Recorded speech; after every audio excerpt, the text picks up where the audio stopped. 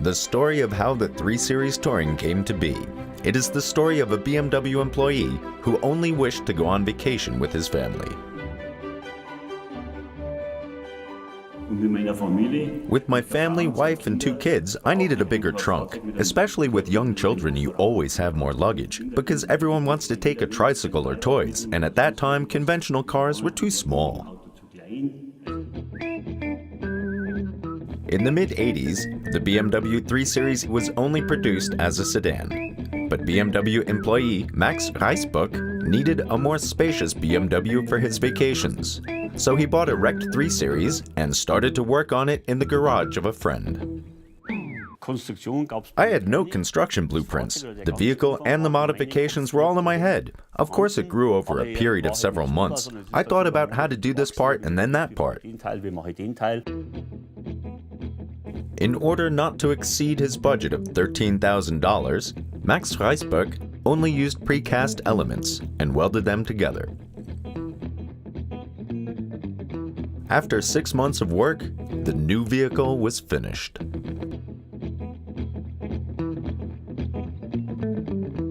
The main alteration was actually this pillar.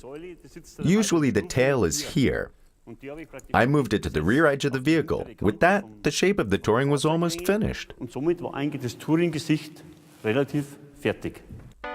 To test how people would respond to it, he showed the Touring to his friends. Since their reaction was very positive, he dared to present it to his BMW colleagues.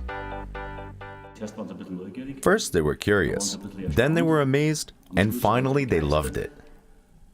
The board was impressed.